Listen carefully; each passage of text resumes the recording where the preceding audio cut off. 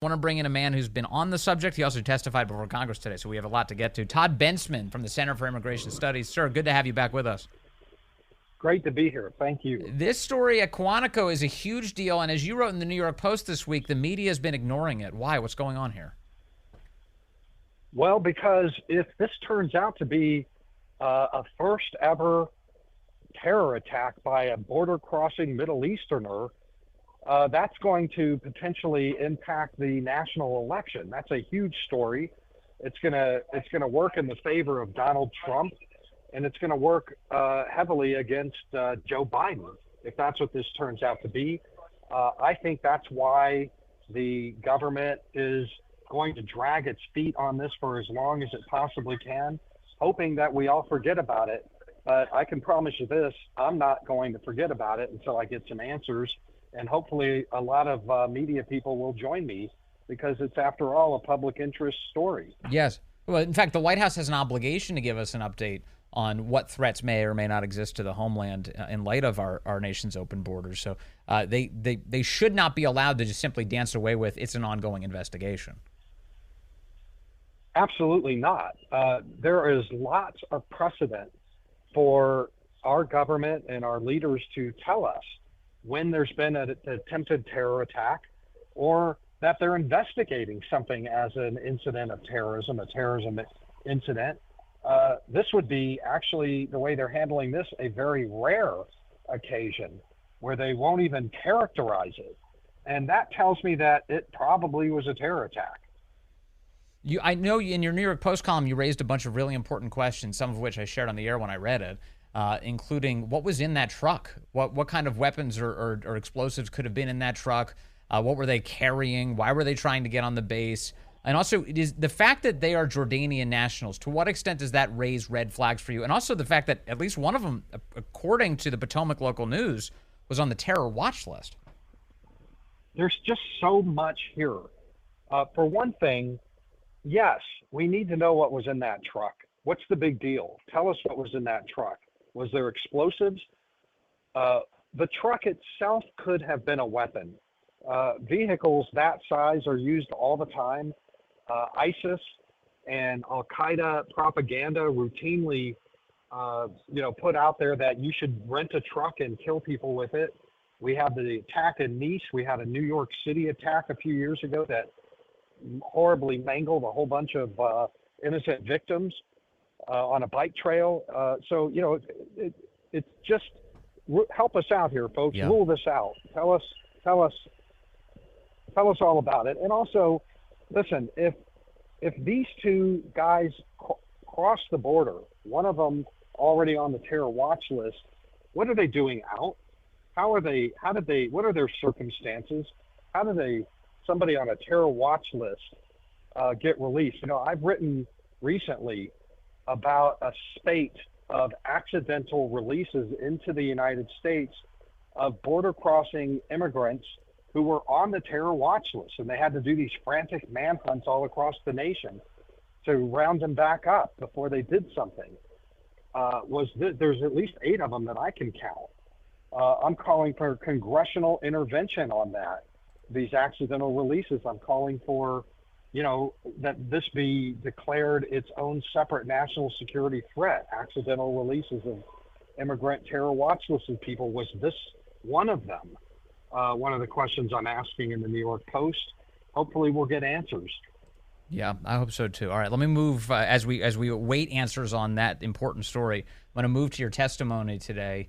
You were testifying before Congress today on the issue of Chinese nationals who've been pouring into our country by way of our open southern border. Here is a little bit of audio of your testimony today. This is Todd Bensman before Congress. Take a listen.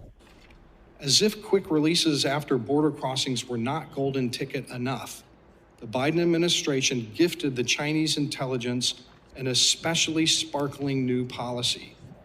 Washington ordered Border Patrol to reduce the number of interview questions for incoming Chinese nationals from 40 to just 5, the Daily Caller has reported. Why? To move them into the country even faster, including those who toss their identity documents and might as well have given their names as Mickey Mouse. Okay, so super important issue. If we have lots of Chinese nationals who've come across the border, what's the estimate in terms of how many have come into our country, Todd? Well, at least 50,000 are logged as Border Patrol apprehensions in 36 months. That is not including Chinese, another 20,000 who came in under CBP 1, paroled in, allowed into the country under these kind of escorted entry permits over the land bridges. It's another 20,000. And that is just a U.S. record. We have never had anything close to numbers like that from China. We've always had a little bit here and there, twosies and threesies, onesies and that sort of thing, but nothing like this. And it was a legitimate issue to raise for public debate. Why don't we talk about this? Yeah, and as you pointed out in the audio I just played, the Biden administration has made it easier to be a Chinese foreign national to come into our country by limiting the number of questions we ask them? Yes. I mean, this is just common sense. The prior administration, the Trump administration, was worried about Chinese espionage because it's just a normal thing to worry about, and put together a more robust vetting process at the border for agents to bring them into a cell or a holding area and find out who they are.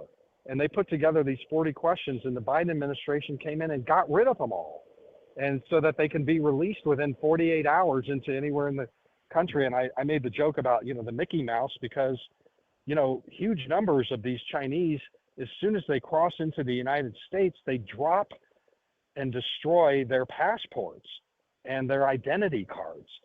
And I showed them during the hearing today. I brought a Chinese passport and a bunch of their ID cards that they destroyed and recovered in San Diego County to just demonstrate that, we don't know who these people are. They're ripping up their IDs. What's that all about? It's about asylum fraud and maybe more.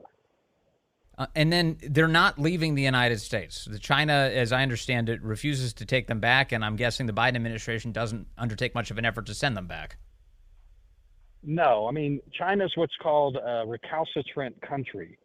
They won't take their people back.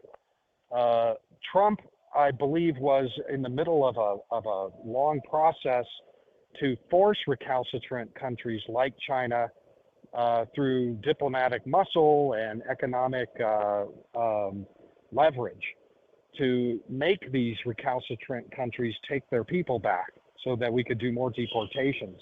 Clearly, the Biden administration is doing nothing whatsoever to require recalcitrant countries to change their tune. And so, yeah, that's the way it is now. But I think if Trump were to win, he would find ways to require the Chinese to take their people back.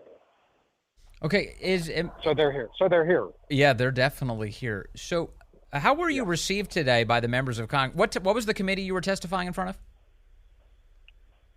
It was the subcommittee on oversight, investigations, and accountability. I'm not sure if I got those in the right order. Okay, but how were you received by the Republicans and the Democrats on the committee today? I think I don't think the Democrats are ever going to receive someone like me all that well. I'm a kind of a truth teller on this stuff. And, Republicans, of course, were friendly and the Democrats weren't. But why would they be hostile? It's like so insane to me. I guess the answer is that they're in favor of this, that unfortunately. But under normal circumstances, you would think American lawmakers would be totally on your side and getting to the bottom of why we're being invaded by foreigners illegally. Right. I mean, listen, I think I cited fairly U.S. intelligence assessments by Biden's own DHS and the Office of the National Director of Intelligence. They've been putting out public assessments on the Chinese espionage threat in the last 6 months. Mm-hmm. And there it all is, man. They're laying it out. And I just default to our intelligence community people, and they're the experts. They're the professionals. I believe them. Why wouldn't you believe them? Sure. Now, I understand. Correct me if I'm wrong. Did one of the Democrats accuse you of being bigoted or something today? Did that happen?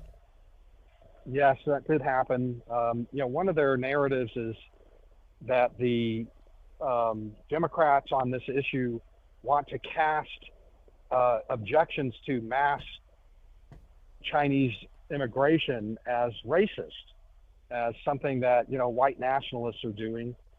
And I think it was Ramirez called me an anti-Semite, said that I was a white nationalist anti-Semite based on tweets that I put out. And I had to point out, look, lady, I'm Jewish.